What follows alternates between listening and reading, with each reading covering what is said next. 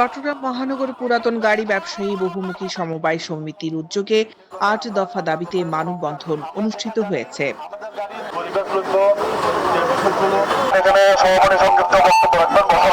পাঁচ নম্বর ও ৬ নম্বর অনুচ্ছেদের মধ্যে যে বিষয়গুলো লেখা আমরা মালিকানা করার সোমবার ১১ আগস্ট সকালে চট্টগ্রাম প্রেস ক্লাবের সামনেই এই কর্মসূচি পালিত হয়। ঢাকাতে এক নিয়ম, চিটাঙে এক নিয়ম, বৈষম্য ওটা হবে না, এটা আমরা মানব না। 4টা দাবি। প্রথম দাবি হচ্ছে আমাদের মালিকানা পরিবর্তনের সাথে কোনো অবস্থাতে আমরা অ্যাডভান্স ইনকাম ট্যাক্স দিব না।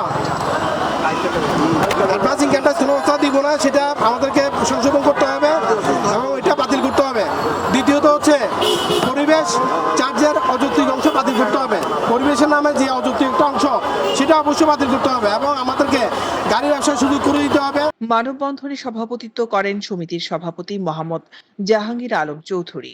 এ সময় উপস্থিত ছিলেন মোহাম্মদ আলী, মোহাম্মদ আমানত উল্লাহ, মোহাম্মদ শহীদুল ইসলাম, মোহাম্মদ এরশাদুল করিম, মোহাম্মদ মুনির হোসেন, মোহাম্মদ সাইফুল ইসলাম রাজু, মোহাম্মদ জসিম, মোহাম্মদ শাহাদাত হোসেন জনি, মোহাম্মদ হাশেম, মেহবিস আলম শাওন, মোহাম্মদ আলমগীর হোসেন, শিবু দাস, মোহাম্মদ ইলিয়াস, মোহাম্মদ ইয়াসিন, মোহাম্মদ ঈশা খান ও মোহাম্মদ ইমরান প্রমুখ।